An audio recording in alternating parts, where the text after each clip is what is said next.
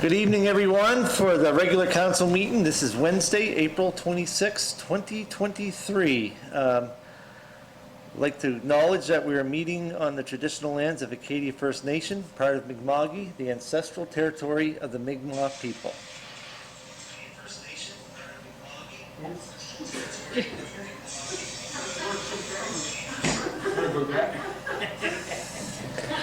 You know that's recorded for life. All right, everyone, please remember to turn off your ringers and dingers and your phones. All right, could we all rise for the playing of O Canada?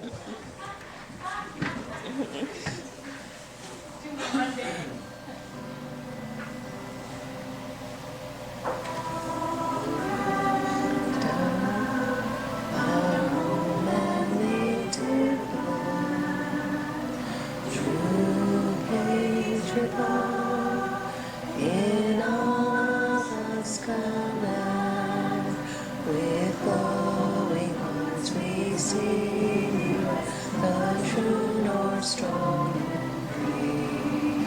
From far and wide, O Canada, we stand on guard for thee.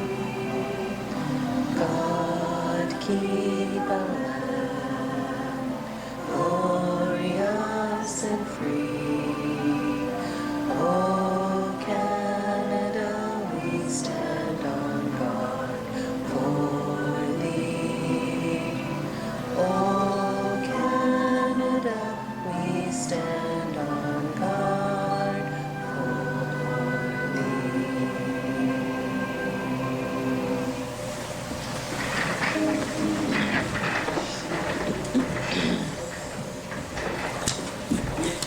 Thank you very much, everybody, and those who that were singing as well. It's nice to hear. Item number 6, approval of the agenda. Is there any additions or deletions to the agenda as circulated? Hearing none, I'd entertain a motion to approve the agenda as circulated. Moved by Councillor Nick Hilton, seconded by Councillor Lauren Cushion to approve the agenda as circulated. All those in favor signify by saying aye. Aye. Contrary minded. Motion carried unanimously. Item number 7, if there's any declarations of conflict of interest, please notify me and I'll make sure that your name is recorded in the meeting minutes.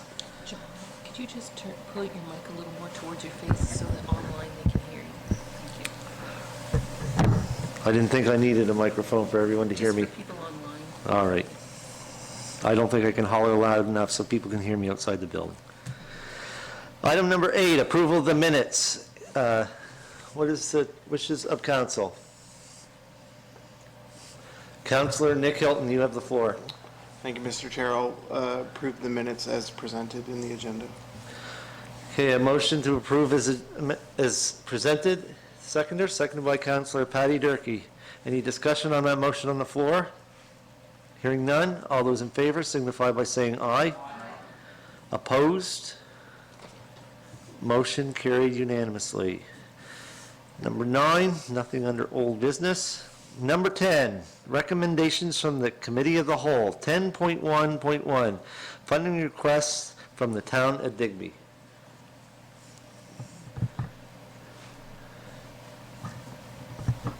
Deputy Warden Trevor Cunningham. Right, I'll move that the municipality of the District of Yarmouth support a contribution of $500 to me to the town of Digby for events at the NSFM Spring Conference, and the reason being is that Spring Conference is often outside of HRM, and we'd like to make sure that it's a successful event so that it continues to be outside of HRM in the future. Okay, a motion on the floor. Do I have a seconder? Seconded by Councillor Daniel Allen. Any discussion on that motion? Hearing none, all those in favor signify by saying aye. Aye. Opposed? Nay. A vote of 6-1. Motion's carried. Please record my name. Item 10.1.2, invitation to the 100th anniversary revealing of the Yarmouth Cenotaph. What is council's pleasure? Councillor Patty Durkee. Thank you, Mr. Chair. I'll make a motion that the staff respond to the invitation for the 100th anniversary of the unveiling of Yarmouth the Cenotaph on our behalf, and just that's the motion. Just want to check the date.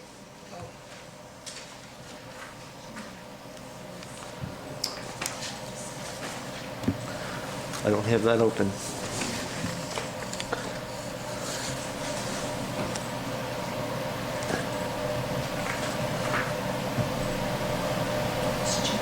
Do you have the date?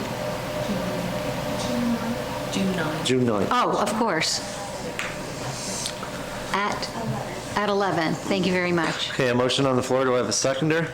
Second by Councillor Lauren Cushing. Any discussion on that motion? I will ask this much, provided this motion pass, has that been sent in our calendar invites, or can it be sent in our calendar invites? Sure. Yep, okay. So if there's no more discussion, entertain a question on the motion. Question being called. All those in favor signify by saying aye. Opposed? Motion carried unanimously. Item 10.1.3, Port Maitland Fog Alarm Building. What is the wishes of council? Councillor Patty Durkee, you have the floor. Thank you. I'd like to make a motion that staff investigate the cost of environmental remediation. So the project to create a historical location supported by community organization called Light of Hope be established and move forward. Okay, a motion on the floor. Do I have a seconder? Seconded by Councillor Nick Hilton. Any discussion on that motion? Hearing none. All those in... Councillor Nick Hilton, you have the floor. Just through you to the mover, the Light of Hope piece, is that new? Like, I don't remember hearing directly about that. Can you explain a little bit about what that is?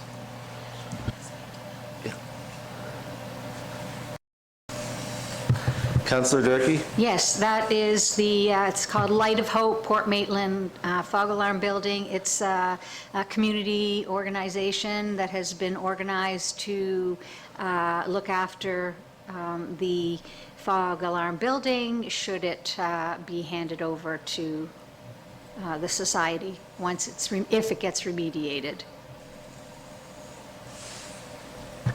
Councillor Hilton? Just follow up to the CAO. I have no problem with the remediation. Is that motion too specific on where it would go afterwards? So under the Municipal Government Act, when council deems an asset surplus, there's a prescribed process for divesting it. So council can sell it for less than fair market value under certain circumstances. So I do feel like it's probably two separate motions. Exploring the remediation is one body of work, and then navigating through a divestiture process or even a lease agreement would be another body of work. But I hear where Councillor Durkee's coming from. The intent is that there's an interest on the part of the community there. Yeah, thank you for So are we- clarification. Sorry, go ahead. Are we good with the current motion? I can amend the motion to just say that staff investigate the cost of environmental remediation. Okay, an amendment to the main motion was made. The seconder? Seconded by Councillor Nick Hilton. Any discussion on that? Hearing none. All those in favor signify by saying aye. Opposed? Motion carried. Now back to the main motion. Any more discussion on the main motion? Hearing none. All those in favor signify by saying aye. Opposed? Motion carried unanimously. Item 10.1.4, draft CAO committee terms of reference. You all have that in your package. Recommendation from the committee of the whole. What is council's wishes? Deputy Warden Trevor Cunningham. I'll move that the municipality district of Yarmouth approve the amendments to the CAO committee terms of reference as previously circulated. Okay, a motion on the floor. Do I have a seconder? Seconded by Councillor Daniel Allen. Any discussion on that motion? Hearing none. All those in favor signify by saying aye. Opposed? Motion carried unanimously. Item 10.1.5, letter from the town of Yarmouth renegotiation, recreation intermunicipal agreement. Deputy Warden? Yeah, I'll move that the municipality of District of Yarmouth send a response letter to the town of Yarmouth confirming council's position on the importance of getting a new agreement for the airport in place, and therefore that we're agreeable to an approach where both the recreation and intermunicipal agreement and Yarmouth International Airport agreement be renegotiated by the end of the current fiscal year, and that council's position is that the current financial agreement is honored until the negotiations are complete. Okay, a motion on the floor. Do I have a seconder? Seconded by Councillor Lauren Cushion. Any discussion on that motion? I'd like to bring up one point in that. We're making it contingent that we are going to be going into possible negotiations regarding the airport. There's only one problem with that, is the municipality district of Argyle is also in with the airport. So if we do pass this motion, I think it would be appropriate to send, someone make another motion in regards to sending a letter to the municipality of Argyle stating that we would like to possibly enter in negotiations on that agreement. So just be forewarned, because when we talk about the recreation agreement, that's only between the municipality district of Yarmouth and the town of Yarmouth, but it does not include Argyle, which we're asking to enter into agreement with the airport. We're all three of us, so just be forewarned about that. So is there any more discussion on the motion? Question being called. All those in favor signify by saying aye. Aye. Opposed? Motion carried unanimously. Deputy Warden? Yes, I'll move that the municipality district of Yarmouth write the municipality of Argyle expressing our interest in having them come to the table to complete the airport, the Yarmouth International Airport agreement, the renegotiation prior to the end of this current fiscal year. Okay, a motion on the floor. Do I have a seconder? Seconded by Councillor Daniel Allen. Any discussion on that motion? Deputy Warden, you have the floor. All right, just for those in attendance and online, the rationale for really wanting to move forward post haste with the shoring up the intermunicipal agreement around the Yarmouth International Airport is because there is some risk involved in not having an agreement that's current in place, and that it's really hard to apply for funding from other levels of government and so forth to improve the airport and make sure it remains solvent and a going concern. Thank you very much, Deputy Warden. You take the words right out of my mouth. I'm the chair of that organization. There's been no an agreement since 2019, and it's been a going concern in every financial report we received there since then. And as the Deputy Warden eloquently stated, that sometimes it limits our hands when we go out for funding requests to other provinces or federal government, for the simple fact that they're going to want to see our financial records, and if they see that title in there in our financial statements of a going concern about there's no intermunicipal agreement, that sort of ties our hands going forward with funding to try to improve the airport. So, thank you. Any more discussion on that motion? Hearing none, all those in favor signify by saying aye. Opposed? Motion carried unanimously. Item 10.1.6, the May regular council meeting date. Councillor Nick Hilton. Thank you, Mr. Chair. I'll just make a motion that we move our regular council meeting from May 2023 to Thursday, June 1st, 2023 at 6 p.m. And that's in relation to several council members attending FCM. Okay, a motion on the floor. Do I have a seconder? Seconded by Councillor Lauren Cushion. Discussion on that motion? Also, there was also one other reason. We also have members of council that work in the fishing industry, and the last day of fishing is May 31st, so we'll move that to June the 1st, also to accommodate for those going to the FCM. Any more discussion on that motion? Hearing none, all those in favor signify by saying aye. Opposed? Motion carried unanimously. I will have to pose this question, CEO, so I'm assuming that that time is going to be the same as it would be for any other evening meeting? Yes, it says 6 p.m. Yeah, 6 PM, okay. I'm sorry if I missed that. Item 10.1.7, Diversity, Equity, and Inclusion Advisory Committee, council member nominations. Councillor Patty Durkee. Thank you, Mr. Chair. I'd like to make a motion that Councillor Sherry Hurlbert be nominated to the Diversity, Equity, and Inclusion Advisory Committee. Okay, I have to ask, Councillor Hurlbert, do you accept that nomination? Okay, do I have a seconder? Seconded by Councillor Daniel Allen. Any discussion on that? Hearing none. All those in favor signify by saying aye. Opposed? Motion carried unanimously. Councillor Allen. I believe we are to nominate a second person as well. Yes, we are. So I'd like to make a motion that I'd like to nominate Patty Durkee as our second representative on the Diversity, Equity, and Inclusion Advisory Committee. Councillor Durkee, do you accept the nomination? All right, can I have a seconder for that? Seconded by Councillor Lauren Cushion. Any discussion on that? Councillor Sherry Hurlbert. Not specifically on that particular Patty or myself, but just, looking forward to moving this important, strategic priority for the municipality forward, and this is a good step in the right direction, so thank you. Okay, any more discussion?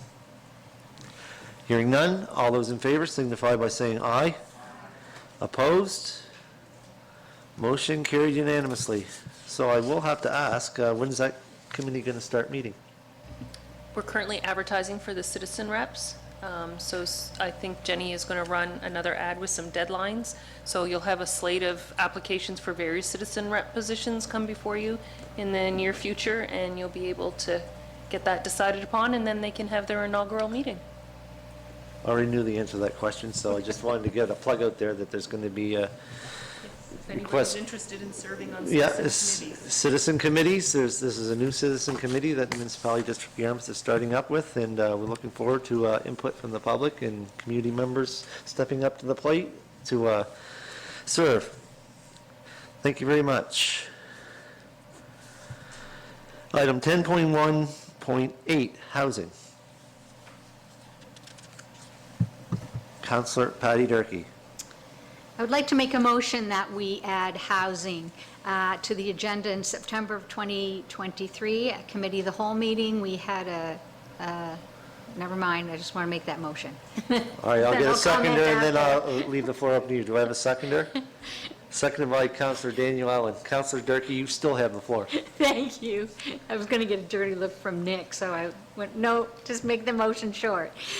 We had a discussion during the Committee of the Whole of how we could look at what we could do as a municipality to assist it with the issues in housing. And one of the recommendations was to maybe look at a piece of property that we own in the industrial park, that we might be able to think about how we could work with an organization to create something in that location.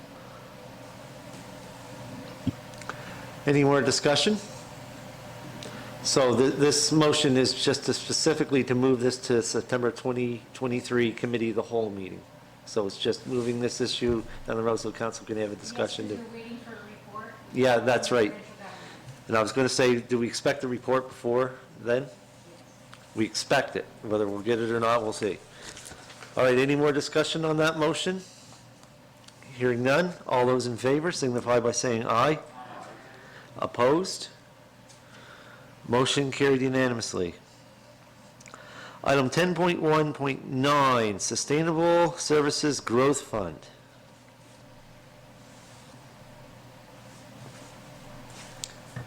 Deputy Warden. Given that council was pleased to receive, I think it was $600,000 dollars and change from the provincial government for under the Sustainable Services Growth Fund. It was unexpected, and that funding will help us move forward with infrastructure projects moving forward. So that's good news, certainly for the municipality district of Yarmouth. I'll move that a letter of thanks be sent from Modi to the Nova Scotia Department of Municipal Affairs and Housing, congratulating them on their foresight in providing funding for these infrastructure projects under this banner. Thank you. Motion on the floor, do I have a seconder? Second by Councillor Patty Durkee. Any discussion on that? Question being called. All those in favor signify by saying aye. Opposed? Motion carried unanimously. Item 10.1.10, assessment values on municipal roads. Deputy Warden. So I'll move that council have staff provide council with the current assessment values and potential assessment values of Park Drive, Sealand Avenue, and Lakeview Estates. Okay, a motion on the floor. Do I have a seconder? Seconded by Councillor Nick Hilton. Is there any discussion on that motion? Councillor Daniel Allen, you have the floor. Thank you, Mr. Chair. So we had a very healthy debate on this at the Committee of the Whole meeting a week or so ago. And I guess my question is, I understand the motion, and since Deputy Warden Cunningham is making it, I would like to know the purpose of it. Because, I mean, to bring us the assessed values, I guess it's for, I want to know what the purpose of having staff go out and try and come up with potential assessment values of Park Drive, Sealand Avenue. I would just want to know what the purpose of doing this exercise is. Deputy Warden, that question is directed to you. Yes. So the purpose of it really is for council to have some data, and again, it's all these things, and council should certainly rely on data driven management and decision making. That's important. Obviously, we're looking at density. The housing issue, which we just talked about previously, it's really important to develop the subdivisions we have to the extent they can be. I think there are in excess of 20 lots left there to sell. I think knowing what the potential assessment values are on those moving forward would inform council about potential changes to our bylaw concerning infrastructure improvements. I've got the bylaw name a little bit wrong, but that's essentially Local improvement. local improvement bylaw. Yeah. So we're doing all that work. All that to say is, we need to push density. We need to push services. Certainly in areas that have subdivisions that are more dense, and we simply need to know what we're dealing with in terms of future values for taxation. Because, if you have 20 properties, we should probably be able to, guesstimate, might not be a perfect number, but it will add to the discussion. Councillor Allen. I like that answer. That's a great answer. Another question I have is, do we have any other, for the purposes that Councillor Cunningham just said, are there any other, like, we own this road. Are we only doing it because it's our road? Or because the reason that Councillor Cunningham just gave me are great reasons, we want to increase density in our areas and things like that. So, should we be looking at other subdivisions type of assessments on, just to see how, our whole community is going to work? I just don't want to get caught up just singling out a few. I realize we own the road, but, there may be other subdivisions that might be going to bring potential taxation to the community. If we're only doing this because of the road, then I would be I'm more inclined, like if this is all boiling down to fixing the roads, I'm more inclined to be looking to do some type of engineering to see what this, if we're looking at future projects, if that's the ulterior motive or if that's the motive of this, I would rather be looking at, doing some kind of engineering so we know what maybe a project coming up might cost us in case we want it, if we end up if we end up with an opportunity to get government money at different levels to help us with stuff. I'm just not sure on what this particular, we're singling out 3 subdivisions. The reasons that Councillor Cunningham gave are great, but because of his reasons and the way he presented them, I believe that we shouldn't just be singling out 3. If there's more subdivisions with vacant spots, we should be doing them all. Councillor Nick Hilton. Thank you, Mr. Chair, and I believe we're asking because we do own them, 100% because we own these 3.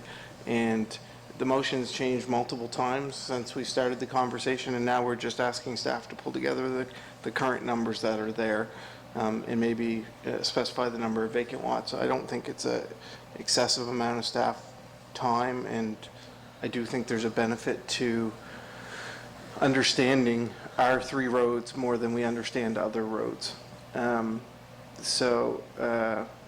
Because I think the motion has changed, it's much more simple than it used to be. I'll support the motion the way it is, and those numbers can be brought forth, and we can work towards, bettering our local improvement bylaw and making it more accessible to the residents in those areas, not just on roads, but anything in our community. So I want it to be accessible.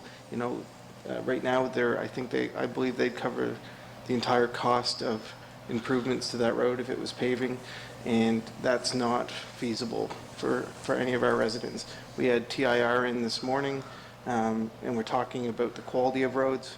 We only have 3 of them. We can't complain to them if we're not taking care of our only 3 roads. So I'm not saying that I would support a motion, to say pave it, unless, there was grant money or something involved, but we need to do work to better our process. And I'm okay with understanding what's going on our 3 roads, and I don't want to necessarily take any more of our staff's time on it, so it's pretty basic as it is. Councillor Sherry Hurlbert. Thank you, Mr. Chair. I wasn't at the Committee of the Whole when you had this discussion, so I couldn't take part, but I did watch it or listen to it on my drive home from Halifax the day after. So I think I have a somewhat clear understanding of the ask here. And, to Councillor Allen's point, if the end goal is to figure out a way for us and the residents to have a better condition of road, I don't understand how finding the potential assessment values is going to help with that. To Councillor Allen's point, if we in the future made a motion, or I think we've already had some things, brought forward to us on how we deal with the road, how we maintain the road. There are some ideas, I think, at a previous council meeting or Committee of the Whole, through you to the CAO, on how we do those things. And so I guess I still don't have a clear picture of how the potential assessment value helps us determine why it shouldn't, I guess for me, if we own those roads, it shouldn't matter how many people are on the roads or how much the homes on that road are assessed at. We have a responsibility to maintain the road. So I would vote against the motion to take staff's time for potential assessment values when really the end goal is to make sure we have a better road for our residents, no matter how much their properties are worth. So for that reason, I would vote against this motion. But knowing that we need to ensure the road is at a safe and, acceptable standard. Thank you. Deputy Warden. I guess there's, and maybe I didn't articulate it well enough, but there is, with these numbers, perhaps there's another way of looking at the business case. I mean, if we can accelerate the development in the area, clearly, if there are 20 new houses that go up, immediately, that's significant, and that may allow us to think a little bit more deeply about how we could fund that with the residents, with potential third-party funders and so forth. So it's useful for that. And the engineering study, I agree, probably some of that work will have to be done moving forward, but that's really a separate issue.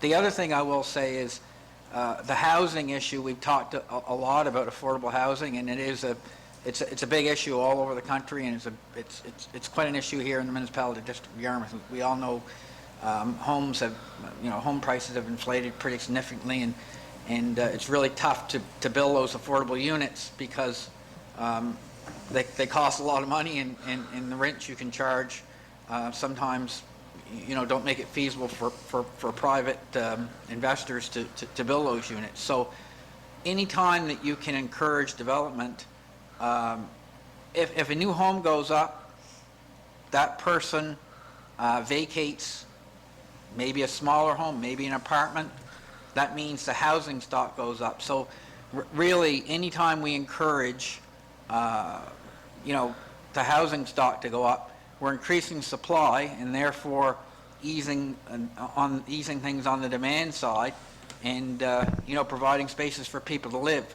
That's an indirect way of providing houses, but there is some certain amount of flow through. So if you have 10 people build brand new homes, those 10 people, unless they come from away, are vacating a smaller home or an apartment or something like that, and that increases the housing stock and puts people in really good housing.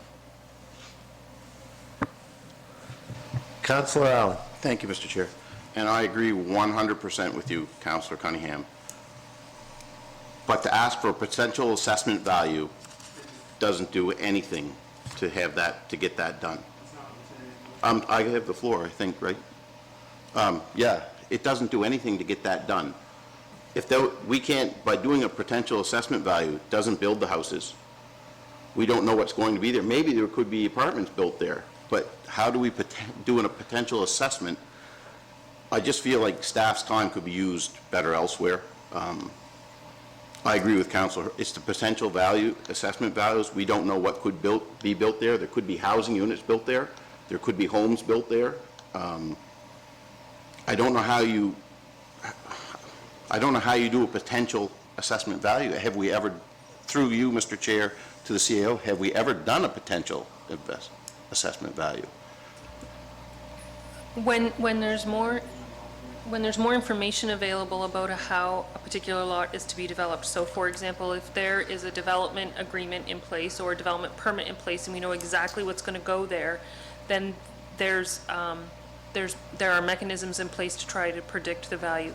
What might be helpful, if I can, Mr. Chair, for council is, rather than take a look at future potential assessment value, we can provide council with some information on, over the last decade, how has the community changed? What does the demography of the community look like? To Councillor Hurlbert's point, in terms of providing safe roads and roads that are at a level of service that meets the needs of the community and sets the stage for incentivizing development, to the Deputy Warden's point, information about, how many residents on there have children, how many are occupied by 2 people, what's the pedestrian traffic look like.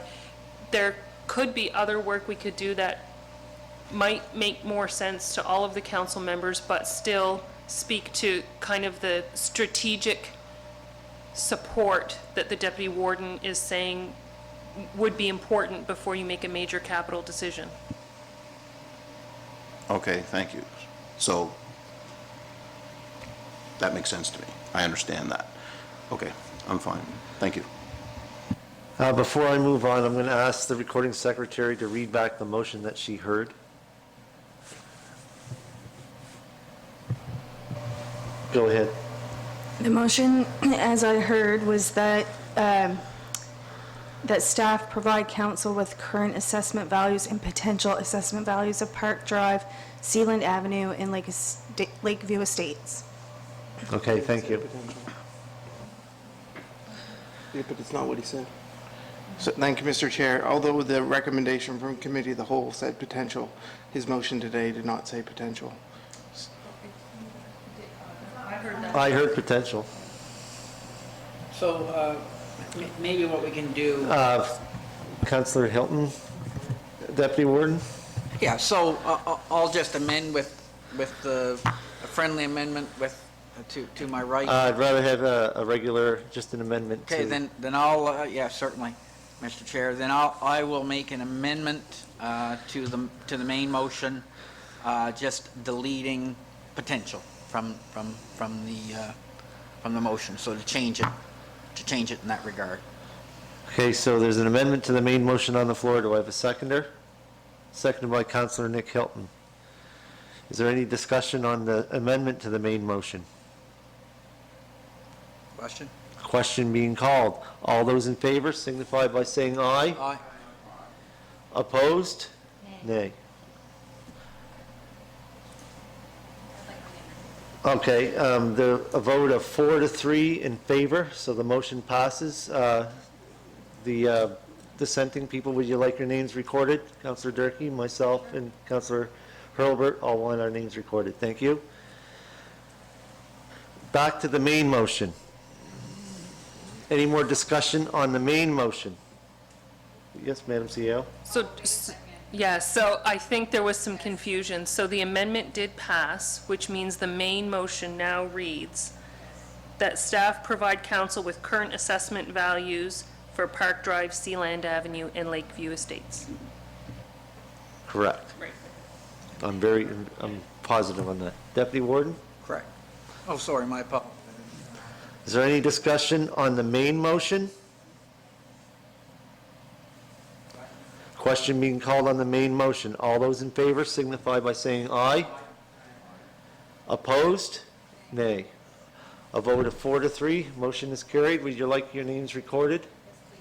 All right, so please record those. Who was the third name? Myself, Councillor Hurlbert, and Councillor Durkee. The same as what was on the amendment. Motion's carried. Thank you, Council.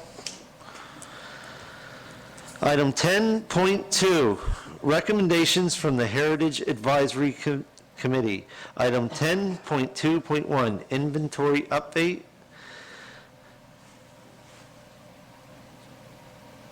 What is the wishes of council?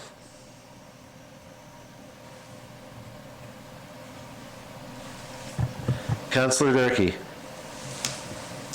I'd like to make a motion, as recommended by the Heritage Committee, that council have the Heritage, request that staff look into having the Heritage inventory updated and enhanced. Motion on the floor. Do I have a seconder? Seconded by Councillor Sherry Hurlbert. Any discussion on that motion? Councillor Hilton. Thank you. As I'm not on the Heritage Advisory Committee, could someone explain to me a little bit about what the Heritage Inventory is and what the purpose of updating it and enhancing it would be? Who wants to take that? Councillor Durkee. Thank you, Mr. Chair. So the inventory is a list compiled of all the houses that have been registered as heritage, and it hasn't been updated in a long time. So the reason for doing that is to go back and see which houses still are registered for heritage and any information added to the inventory that's already there. So usually there's a history of the home. And so if any updates have been made to that, and then the purpose of doing that is for future, so that the Heritage Committee can look at, you know, what direction can we go in terms of maybe creating a tour, a heritage tour, in fact, also inviting others to register their homes, just so that people are more aware of what's going on with their heritage community. And Councillor Hurlbert, if you want to add anything to that. Councillor Hurlbert. Thank you, Mr. Chair. And just to add on to Councillor Durkee, I think If I recall, at one of the Heritage Advisory Committee meetings we had, there was some question about one or two of the houses that we thought should be, that weren't on the list, or that were on the list that there was just some, some questions about, did we have a complete list of what we thought we should? What we think should be there is there, and if it isn't, we need to make sure it is, and if there's some that shouldn't be there, make sure they are. Do you have anything to add, Madam CAO? I have a question for clarification, if I could. So the heritage inventory includes more than the registered properties. It includes every property that could qualify for registration. There are hundreds of them. Jenny figures maybe even thousands. So it's a fairly large body of work, and I think if I heard Councillor Durkee correctly, one of the goals would be to try and encourage and promote registration. So I just want to clarify that the work would include all of the inventoried properties or just registered properties? Councillor Durkee. Thanks, I can clarify that. No problem. It's just those that are presently registered. Wonderful. Yes. Yes. Apparently, it hasn't been looked at for quite some time, so we're overdue. I do have one question, it's to the CAO and/or Heritage Committee members. What would qualify a property to be classified as a heritage property? Is it a X amount of years? Is it a community, something that's like Brazil Lake Hall? That would be one that, I don't know if it's registered right now or not. I do know the Durkee Memorial Library is in the Carlton area. So what would qualify that? Is it X amount of years old, or could it be? I'm not an expert. I'm not an expert either, so that question I don't know, and I'm asking that out of true curiosity. Councillor Durkee? Actually, interesting that you should ask that question, because that was one of the questions I brought forward at the Heritage Committee meeting, because I was not 100% sure. What I do know is it's not the age of the building. So I think if it has significant community impact, that might be something that would be considered, something that they would like to maintain for a long time, and where it has some distinct characteristics that they don't want changed. Yeah, okay. But it's not age, because I asked about the fog alarm building in Port Maitland, because there was originally a lighthouse on the end of the wharf, which is gone, and this fog alarm building was newer, so it's not like it's from the 1800s or it's 100 years old. And Michael Morris, thankfully, who's been on the committee for a long time, said no, age isn't a factor. But I can't tell you all the specific definition because I don't have it in front of me. Okay, and that's the reason why, this is one of the very few questions that I asked that I don't know the answer to. I assumed, and we all know what assuming does sometimes, I assumed it was only based on age, and I hoped it meant something to the community or something to the area.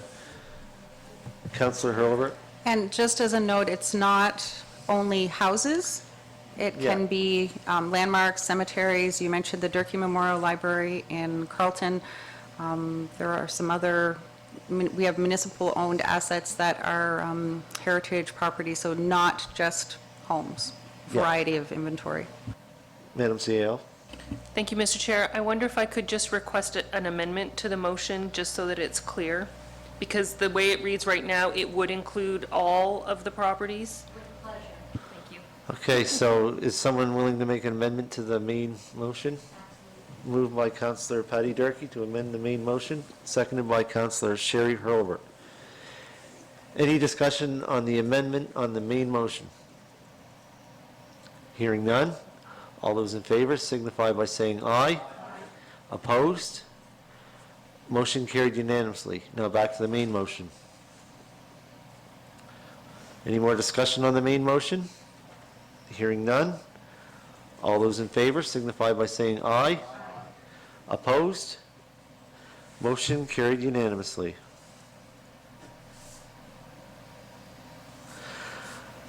Item 10.2.2, marketing strategy for heritage properties. Councillor Durkee. Thank you, Mr. Chair. Me again. I would like to make a motion that we recommend that Heritage, let me try that again. I'd like to make a motion as recommended by the Heritage Advisory Committee that council requests staff to explore developing a marketing strategy for the registered heritage properties in the municipality of Yarmouth. Motion on the floor, do I have a seconder? Seconded by Deputy Warden Trevor Cunningham. Any discussion on that? Hearing none?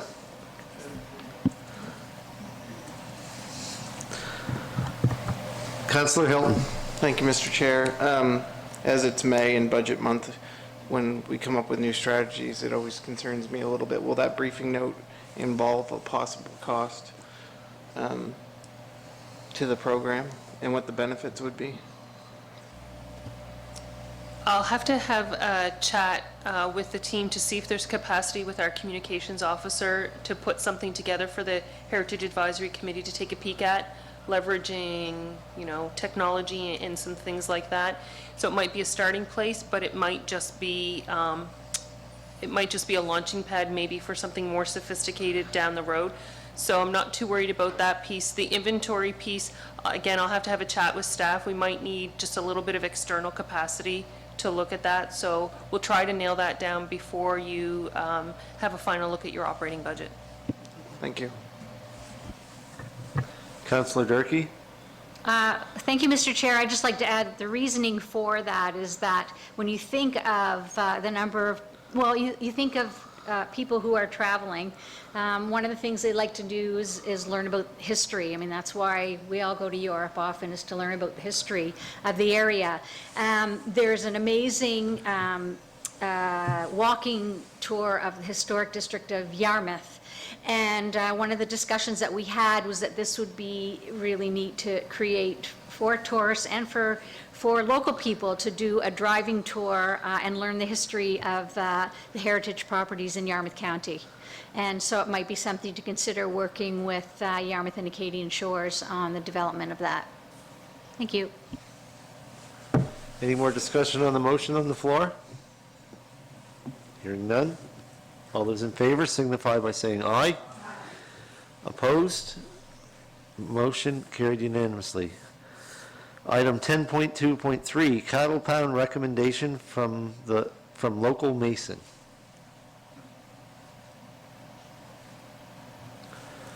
What is council's pleasure? Councillor Durkee.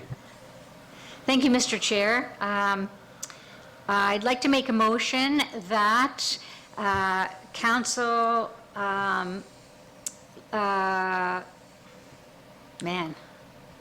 can't get the words out today, sorry. That council recommend staff or provide funds for the cost to remove the ground level growth of all honeysuckle and wild roses along the rock wall to the maximum easement width, install the rock material in the waterways, and perform wall repairs as recommended from the Heritage Advisory Committee in order to maintain the cattle pound.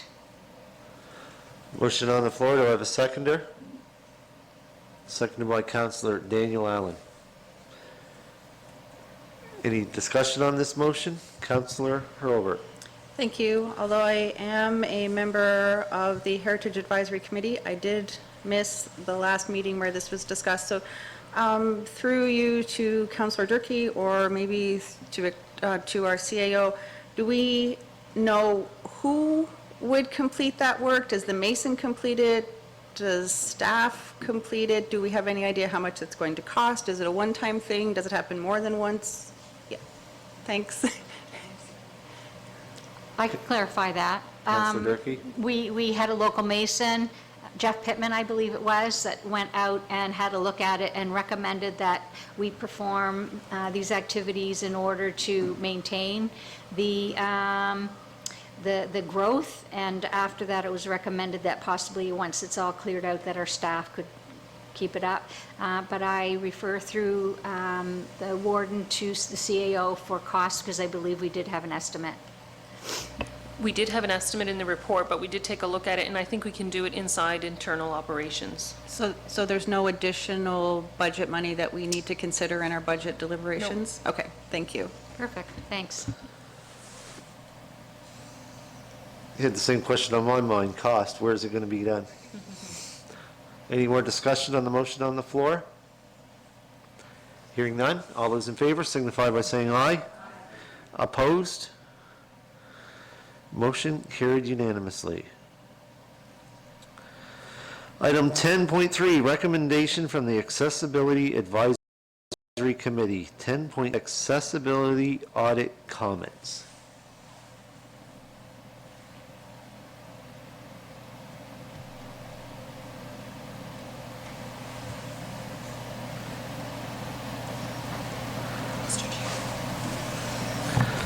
Councillor Hilbert. Thank you, Mr. Chair. I'll make, I'm just reading this through, sorry. I'll make a motion that the municipality of District of Yarmouth, with developing the scope of work for the accessibility improvements, the committee recommends, in addition to the requirements listed in the Jensen and Hughes Consulting Canada in the built environment accessibility audits for the administration building and the Rotary Centre, the above listed to be considered when we move forward. A motion on the floor, to have a seconder? Seconded by Deputy Warden Trevor Cunningham. Discussion? I have a question. Was that clear enough, specific enough? Okay. And so just to the point of the accessibility audits, you know, although Jensen Hughes Consulting did a fabulous job in looking at this particular building and the Rotary Centre, the Accessibility Advisory Committee, which I'm the chair, and Councillor Cushing sits on with me, our citizen reps had some, you know, additional suggestions that I think the reason we have an Accessibility Advisory Committee is because we need our citizen reps who are the experts for the most part in, you know, in why we're doing this work. And so they did, you know, recommend some things that, you know, when we looked at it as a committee, thought, you know, they were valuable. And I do see that some things have actually already been put in place. So look forward, again, once we get through budget approval, the beginning of June, we'll hopefully be able to move forward on some RFPs and plans to get some of this work done. So thank you. My question to the CEO is, does all this work need to be done right away, or is there a timeline? So I think what we've been talking about in our plan is to issue the request for proposals for architects to do the design work and some order of magnitude. Council is provisioning some capital dollars in the hopes that this fiscal year we can start the work, but it's going to take a while to get it all done. It's going to take a while, it's going to take quite a bit of money, because one of the areas that needs to be done is for accessibility is just this council chambers alone. So everything that you see us sitting on, and where you're sitting is not accessible, so that's going to have to be changed. So this is one large piece of work that needs to be done to fall compliant under the new regulations. So it's going to be quite a bit of work. So I was just asking on the scope and how long, but it's not going to happen overnight, obviously. Deputy Warden? Yeah, and you just commented, it is a result of, not only a result, it's probably the right thing to do, as some folks say, but in any event, it is a result of provincial legislation. Yeah, absolutely, and I certainly agree with that, because people with accessibility issues that, for example, need to get in here with a wheelchair, they'd have a lot of difficulty. So it certainly helped make council more available to people with issues like that. Any more discussion on the motion on the floor? Hearing none, all those in favor signify by saying aye. Opposed? Motion carried unanimously. Item 10.4, private road naming, Firefly Lane, Darlings Lake.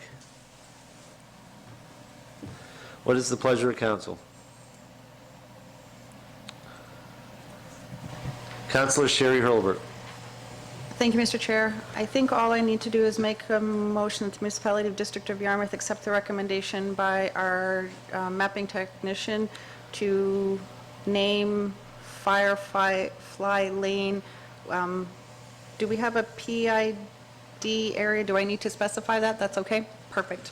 That's Okay, it. a motion on the floor to have a seconder, seconded by Councillor Daniel Allen. Any discussion on that? Hearing none, All those in favor signify by saying aye. Opposed? Motion carried unanimously. Item 10.5, appointment of development officer. Madam CEO? Thank you, Mr. Chair. So as most people are aware, we've had a vacancy open up in the team complement for the municipality. And one of the services that was provided by the person who resigned was development officer. Under the Municipal Government Act, the municipality shall appoint a development officer to administer the land use bylaw and subdivision bylaw. And so in your package was a recommendation for some short-term provision of services through a contract with C&D Community Design. And in your package were the names of two individuals, Derek Robertson and Jenna Hunter. Unfortunately, Jenna has found a full-time opportunity. So Derek Robertson is the name I'm presenting before council tonight for appointment as the municipality's development officer. Councillor Nick Hilton. Thank you, Mr. Chair, and I'll make that a motion that the District of Yarmouth appoint Derek Robertson as Development Officer for the municipality and District of Yarmouth. Okay, a motion on the floor, seconded by Councillor Lauren Cushion. Do you want a time frame on that, or temporary, or? No. Okay, thank you. Discussion on the motion? I think I had a question too, and I got a feeling it might be the same one you have. Go ahead. Well, I'll start, and if you want to jump in, feel free. The question would be we use C&D Design as a consultant. Is there any conflict with that, and how do we manage that? Great question. So C&D Community Design is owned jointly by Caroline and Derek Robertson. Caroline is appointed by council as your planner, not Derek, even though they co-own the company, which is why they're proposing Derek be the development officer. A development officer and a planner naturally work closely together as they vet potential applications for development and they take a look at the planning documents. So I don't see a conflict there in terms of conflict of interest or anything like that. What we have talked about is because C&D Community Design will be providing planning and development services to the municipality, there are other clients that they can't take on because they represent us. So so from a planning perspective, there were clients who wanted to make development applications and use them as development officers to apply here, but they were our planners. So they've had to turn down work because of that in the past. So that's where potential conflict might come in terms of using them as a vendor, not that more than one employee in the company provides more than one service. So as a follow-up to that, do we have to ensure that they don't have a conflict with anyone? Nope, they're professional associations that Yes. they're members of, require that as a code of conduct. Okay. And they just make an attestation to us that they declare conflicts when required. If something were to happen and there was an undeclared conflict, then there's a process to navigate that. Okay, perfect, thank you. That wasn't quite the question that I had, but it's a good one. In regards to Derek Robertson, the original recommendation would be to appoint two. Obviously, you just mentioned, Madam CEO, that Jenna Hunter is taking full-time employment. So my question is do they have the time? They do. They are actively recruiting somebody to help Derek part-time, and so it's likely a name will come before you And for that was my appointment. next question. If someone enters the fold, so obviously they would also need a motion of council to appoint them as well. Correct. And I will just add, before council votes on the motion, the ad to hire a development officer will go out this week. So if anybody knows of a person who might be interested in being the municipality's development officer, send them our way. I'm not going to comment on that. Any more discussion on the motion on the floor? Hearing none, all those in favor signify by saying aye. Opposed? Motion carried unanimously. Moving on, item number 11, correspondence for action. Item 11.1.1, planning correspondence, request from the Tusket River Environmental Protection Association. And I think we need to do these one at a time. So what is the wishes of council? Deputy Warden? Mr. Chair, I've thought about this a little bit, and I'll move that the request from the Tusket River Environmental Protection Association be moved to the Planning Advisory Committee for its consideration. Okay, a motion on the floor. Do I have a seconder? Seconded by Councillor Lauren Cushion. Any discussion on the motion? Hearing none, all those in favor signify by saying aye. Opposed? Motion carried unanimously. Item 11.1.1.2, opposition to the Tusket River Environmental Protection Association request. Deputy Warden. And given this is obviously the opposition to the initial request to forward it to the PAC, I'll move that the Municipal District of Yarmouth move 11.1.1.2, opposition to the Tusket River Environmental Protection Association request, to the PAC for its consideration. A motion on the floor. Do I have a seconder? Seconded by Councillor Daniel Allen. Any discussion on that? Hearing none, before I call for the question, it's not uncommon for when council receives correspondence in this regard into something that council's already doing. Most generally, council may or may not have the expertise to delineate the letters and stuff like that. So what we do have is, as you're going to hear, is we have different committees that do work for council.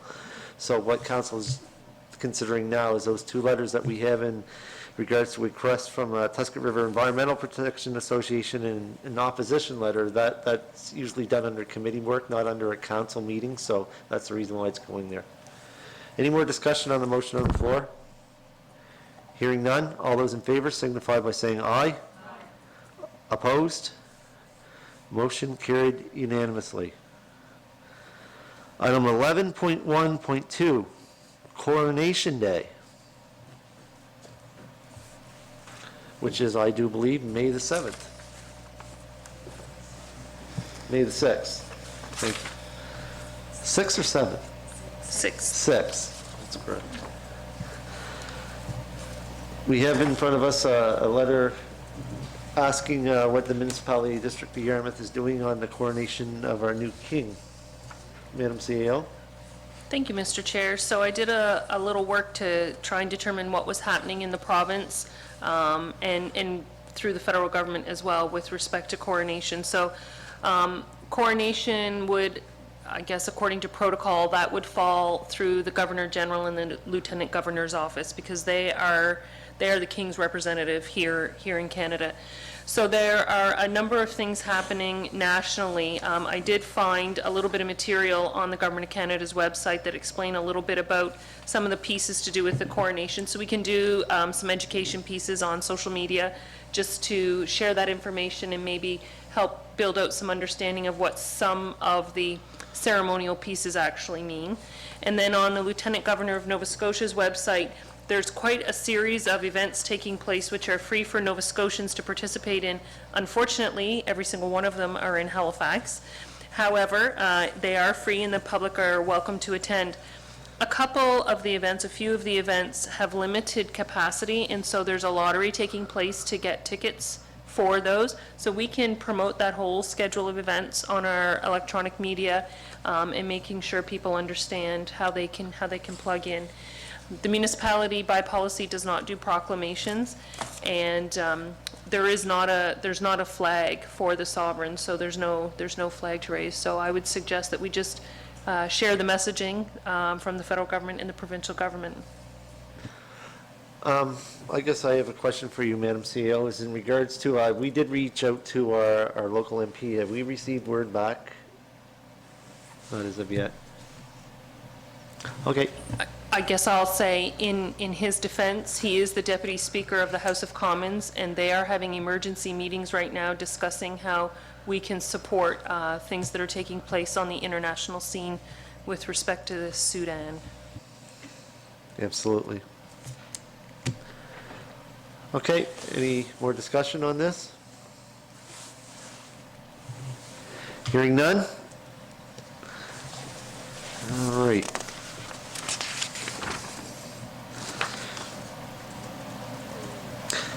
Item 11.2, Correspondence for information. You have in front of you 4 pieces of different information. One's from the Yarmouth County Hospice Society annual report, the Tri-County Trail Development Association final report, a letter from Minister Maslin regarding J.E. Cross subdivision roads, and a letter from the YCS WMA re-amendments to the activities designation regulations on solid waste resource.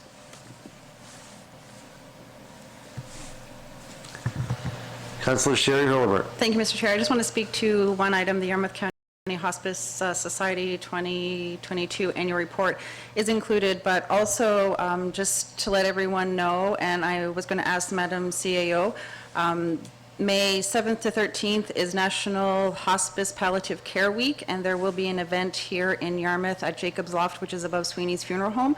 There'll be displays from the Yarmouth Palliative and Support Care Team, the Yarmouth Hospice Society, and Tri-County VON.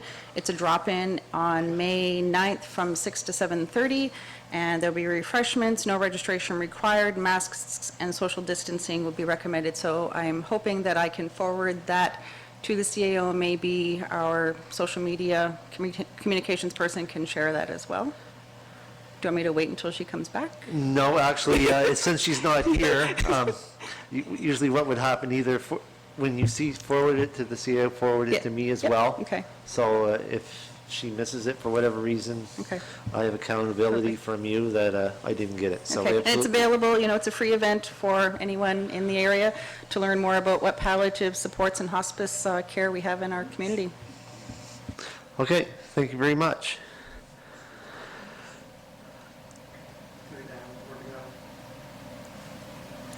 Item 12, reports.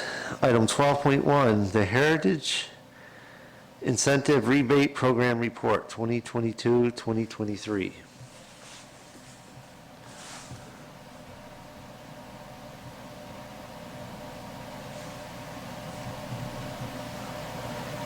My apologies, I just had one computer crash because of a cracked screen. Now I gotta go to my old slow one. Any discussion on that? Councillor Sherry Hurlbert. Thank you, Mr. Chair. Do we have to accept this report as presented, or we just acknowledge that we see it? A motion to accept this report as presented would be I'll in make a order. motion to accept the Heritage Incentive Rebate Program 2022-2023 report as presented. A motion on the floor. Do I have a seconder? Seconded by Councillor Patty Durkee. I do believe you put up your hand. Any discussion on that? Hearing none. All those in favor signify by saying aye. Opposed? Motion carried unanimously. Item 12.2, CAO's report. You all have that in your package. Deputy Warden Trevor Cunningham. Yeah, I'd just like to bring it to everybody's attention that we're having a launch event. The municipality is for the renaming of the business park here in Hebron, and it's going to be called the Nova West Regional Business Park, and the launch event is going to be May 17th, 2023, 11 a.m. until 1:30 p.m. And the whole rationale behind rebranding the park and so forth is the former name was obviously very localized, and it's in keeping with what's happening sort of on the pan-Canadian scene, I guess, across the whole North America and around the world. People really need to know where the park is, and it's in West Nova, and of course there were some naming issues and so forth. So in the event, the recommendation was to go with Nova West Business Park. And again, the lots are in the park are now essentially gone, and we're going to be looking at moving forward. Council's going to have to decide sort of how much further in we're going to go with additional lot development and road development and so forth. So that's a good news story to run out of available land in a sense. Both it's bad that we're out, but it's good that we've got the opportunity to provide additional space for businesses in the municipal district of Yarmouth.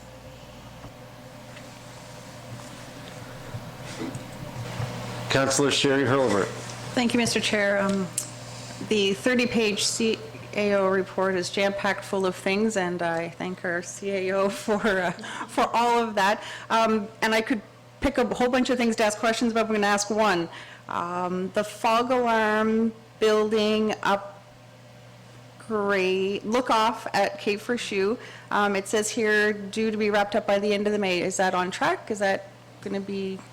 It is, yeah, so it might look like things have come at a standstill, and it's because the project's at the place where there are components that will be prefabricated and brought on site and put together, and so when that happens, it will look like a lot happens in a short amount of time, but we're understanding from the contractors that they'll wrap up on schedule and on budget. Okay, so I misspoke. I said I had one question. So the second question, sorry, if I may, are we planning to do anything around the launch of that, to promote that, kind of throughout the summer months, or is it, I have you haven't thought heard- about that? Well, I haven't heard anything from the manager of the site around that. I won't be surprised if I do hear something around that. If council would like to do, a little PR piece, we can absolutely pull that together. Okay, perfect, thank you. And thank you for all the work you've done. Thank you. Yeah, I remember when we first opened the trail there, Leif Erikson Trail, way back when I was chair of YASTA, and that's been, not the last term, but the term before, we had a big grand opening of the Leif Erikson Trail, and that was a big event, and I can't see any reason why we couldn't hold at least something out there to celebrate this, because this is another milestone in a strategic plan out there, and I'm really excited to see that up and running, and especially in May. Wow. Any more questions of the CAO's report? Excuse me. Councillor Lauren Cushing. Thank you, Mr. Warden. The fog alarm building at Cape for Shoe, yes, it's a very important part, and it should be some type of celebration once it's completed, but I think we should wait till it's done before we start planning any type of event, just in case there's a hiccup along the way. Oh, absolutely. So, yeah, okay. Councillor Nick Hilton. I'll make a motion that we accept the CAO's report as presented. A motion on the floor. Do I have a seconder? Seconded by Councillor Lauren Cushing. Discussion. Deputy Warden? Yeah, I just wanted to make the additional comment that the strategic plan is attached, and I guess my comment, and we all know the answer, oftentimes people say if you fail to plan, you plan to fail. That's not the case with the municipality district of Yarmouth. We have a very, very robust plan in place strategically, and I was proud to be a member of council many, many moons ago when we first started, and I think we all worked very, very collaboratively to get that plan in place, and it's a plan, and I think we remain pretty loyal to following it. So, and because of that, I think we've gotten a lot of stuff done on council this term so far, and more good things to come. So, thank you to staff, and thank you to all of my council members and fellow council members in making it happen. So, those would be my comments. All right, a motion on the floor to accept the CAO's report. Any more questions? Hearing none. All those in favor signify by saying aye. Aye. Opposed?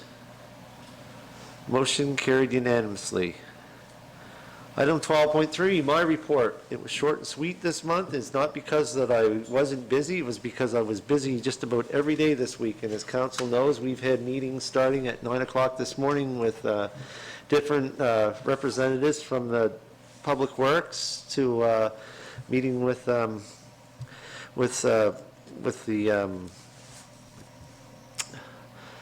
RCMP staff sergeant, and that was due to public security, so that meeting was held in camera, and then we had lunch, and now we're here today, and that's just one day in the life of a counselor. So a lot of people say sometimes that you don't do a lot.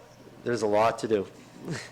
Sometimes it's a full-time job, and we all started, or most of us started at 9. There was a couple that couldn't come in, but we certainly try, and that's typically how a day runs. And as you can see, even on Easter Sunday that I attended in there, a celebration of Vimy Ridge of people of the 106th anniversary of Vimy Ridge, and I was very pleased to represent the municipality on that, even on an Easter Sunday holiday. So that's my report that's in there.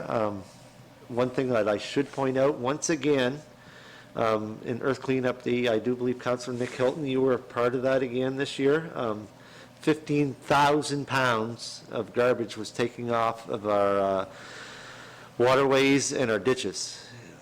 That's amazing that that's happened. And another good thing that I heard from Councillor Nick Hilton is this year they did a cleanup at Chabot Point last year. This year there was half the amount of litter to pick up, and that's a good sign. I don't know if it's because a lot of that litter, the last time they were there sitting all those years, but this year at least it shows that the progress and the work of over 500 volunteers to make our community a better place to live and cleaner place to live is working out. So I'd like to thank everybody who was involved in that, and next year I do believe they're having another event. Let's make it even bigger and better.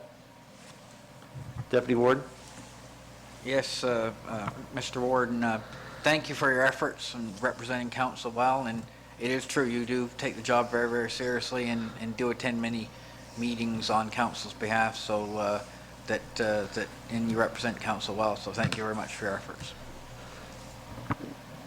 Thank you very much, and I'd like to thank all council members, because even though we're all busy doing different things, certainly everyone stepped up, and there's a lot of things just because councilors don't put forward a annual or a weekly report, they work just as hard as I do. So I'd like to thank all council members for all the committee work that you do and have been doing, and as we all know, budget season's coming up and it's been extra busy. And thank you for staff for trying to keep me straight. Notice I said trying. Okay, the next one, reports. Item 12.4, legal entities. There's some written reports in there. Is there any verbal reports for legal entities? Councillor Patty Durkee. Thank you very much, Mr. Chair. I just want to bring forward that Yarmouth and Acadian Shores Tourism Association is predicting a very busy summer. They are very much involved in Nova Scotia Music Week plans, which will happen in November. What we're working on right now is the fact that all Airbnbs have to be registered, and we are also looking into our own bylaws in terms of short-term rentals. In addition, there are changes coming from the provincial government with regards to the levy, and there's a project in the works to look at our local levy and to see what we should be charging folks that come here. Levy. What kind of levy we should be putting on. We've already had a levy that involved the larger hotels, and now anybody who rents out short-term rentals will be having to contribute to that levy.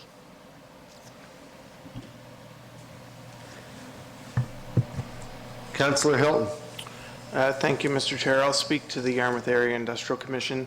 To be honest, we haven't given enough reports to council. There's lots of things happening at the Industrial Commission right now. I have to give credit to the current board of the Industrial Commission for really moving that profile forward.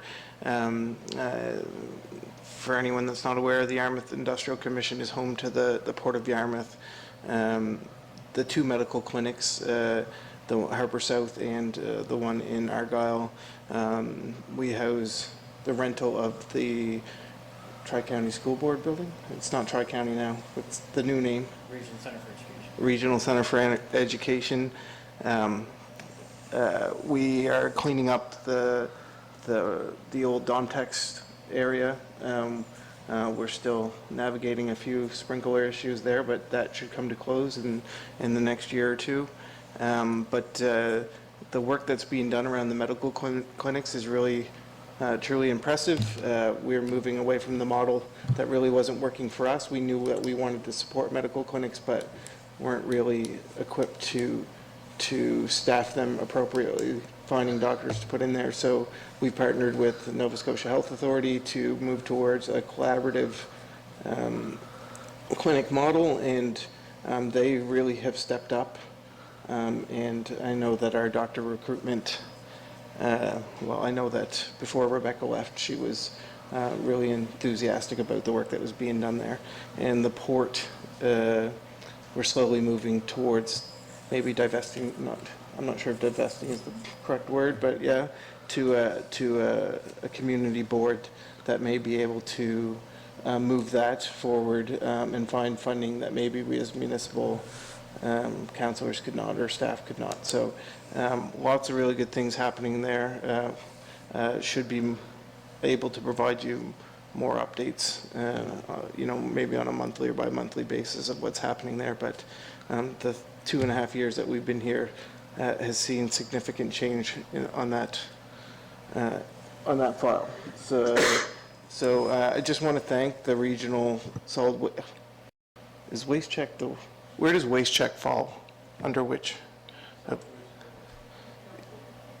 So Waste Check is its own legal entity, and it's our education organization. Well, I'm going to thank the staff there as well. I know that they were out today picking up the remainder of the 15,000 pounds of trash that we gathered on the weekend, 5,000 within town on the Saturday, and the majority of that was brought by elementary school students who received a flyer at school, received some education about Earth Day, became really enthusiastic, cleaned up within their community and brought us a bag of garbage. And in reward of that, we provided them a barbecue lunch and bouncy castles inside the Anthony Pavilion. And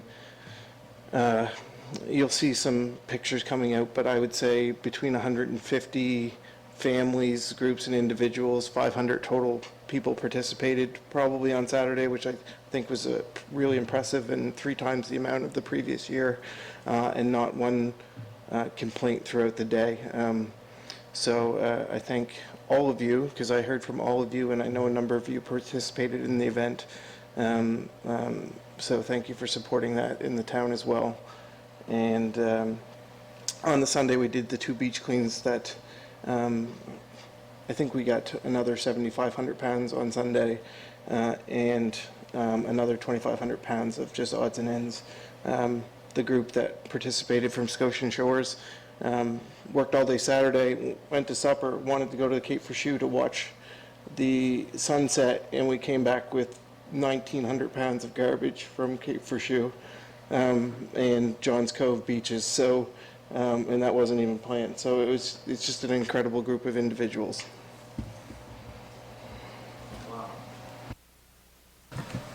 Thank you very much for that report. Any more under legal entities? Advisory. Deputy Warden? Yes, just I'd like to comment on the Planning Advisory Committee. Its upcoming meeting, Tuesday, May 16th, 23 at 7 p.m. And again, we sent a couple of items to the to its agenda tonight, and we're also looking at we're going to be looking at our planning documents as well in detail. That work's coming along well. And again, we generally schedule one per month, but again, it's a planning advisory committee, and it meets when there's work for it to do, and council directs the work around planning essentially. Thank you. Councillor Nick Hilton. Thank you. I'll provide a little report on the REMO executive meeting. My apologies, I thought the meeting minutes were going to be sent yesterday to be attached, but a big thank you to our leadership within that group, Shane and Max. Shane being relatively new to the group, and he has really progressed or taken a step forward for the organization, updating a number of needed documents, updating just the image of REMO, updating the technology needed. You'll see that in the budget this year, a couple one-time asks, including new walkie-talkies, new mapping technology for our can't remember the exact term, our command center of sorts, including a drone for emergency situations, which would have been useful when drones, like during the flooding maybe the fires in the backwoods of Quinnen. So I really can't thank Shane and Max enough for the work that they're doing, taking it to the next level. And the Joint Police Advisory Committee had its first meeting in some time with our new Sergeant Carolyn Schaffner, who seems to be amazing and on the ball. And we're planning a meeting for June to elect a new chair and really decide where we're going to take that committee and bringing concerns from the community directly to the RCMP. Thank you, Councillor. Councillor Patty Durkee. Thank you, Mr. Chair. I am going to speak on the Doctor Recruitment and Retention Committee, and as you all know, Rebecca, our Community Navigator, has moved on to a new position, and the Community Navigator Oversight Committee is busy working on recruiting a new person to that position.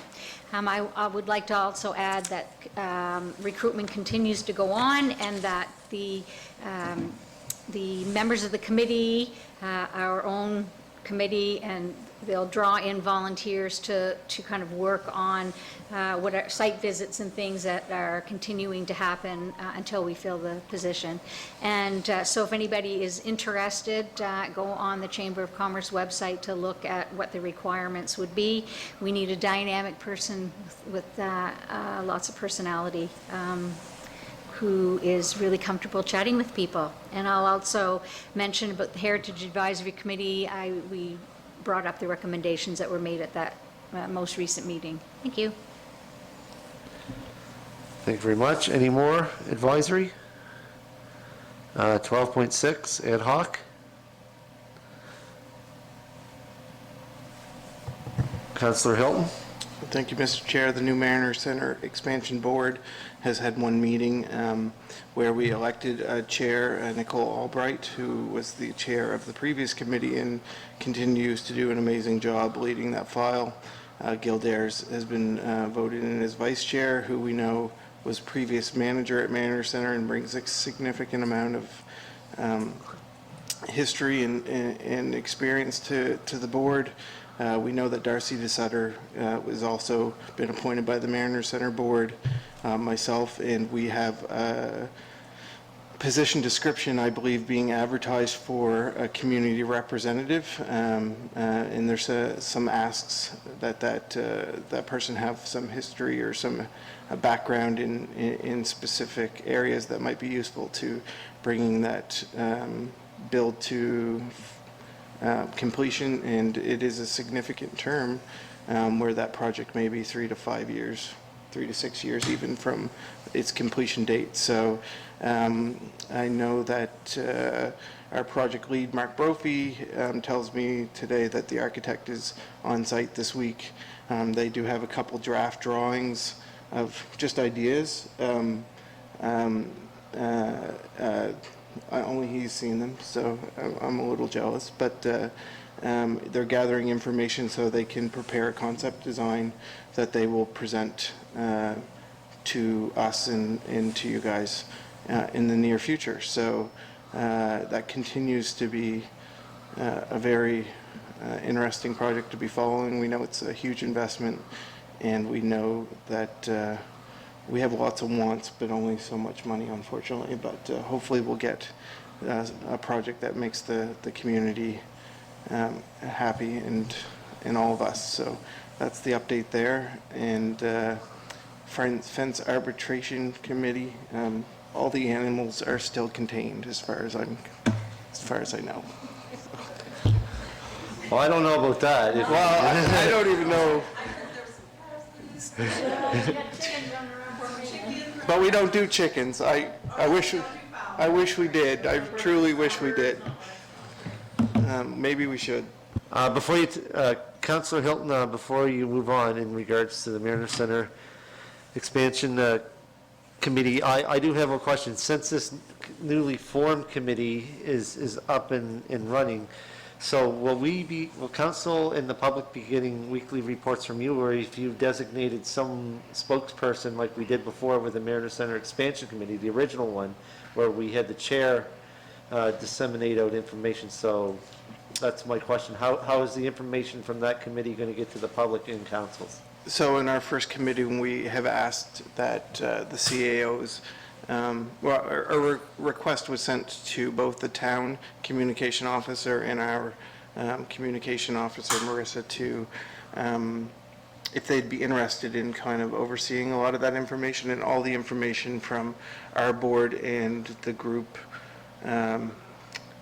What is the name of the? Expansion Planning Committee. Expansion Planning Committee will all be directed through them, so it's a common theme coming from both committees, so that, you know, we know everything will come through them. Yeah, everything comes through them. So you won't necessarily be giving a regular report from that committee, other than what you've done, because it's just started. Yeah, and maybe the CAO, is there anything you want to add to that? Because it is you guys leading the communication piece.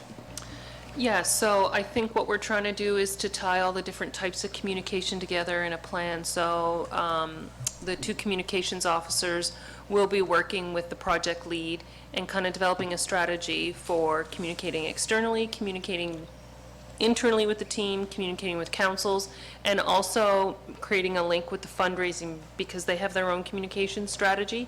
So it's a lot of information that's being pulled together. So you could see updates come in various ways, but our air traffic controllers will be the communications officers. Now, I didn't mean to put you on the spot, Counselor, but this committee this whole file is moved from trying to get funding to getting funding confirmed, and now we're in the process of getting it built. So, and one of the things that was spoke about even when I was a part of the Mayor Center Expansion Committee was the communication piece and how you get the information and who got the information, and we don't want to have all kinds of cross lines. And that's, like I said, not to put you on the spot, I just wanted to see where all the information was coming from. Councillor Durkee? Thank you, Mr. Chair. I just want to add to Councillor Hilton's report that Nicole is continuing to send the Mark Brophy Friday updates. I notice that we continue to receive those as well. Okay, any more? Item 13, in camera. We need to go in camera for two in-camera things in regards to the MGA Act for contract negotiations, so I need a motion to go into camera. Moved by Councillor Nick Hilton, seconded by Councillor Daniel Allen to go into camera. All those in favor signify by saying aye. Opposed? Motion carried unanimously.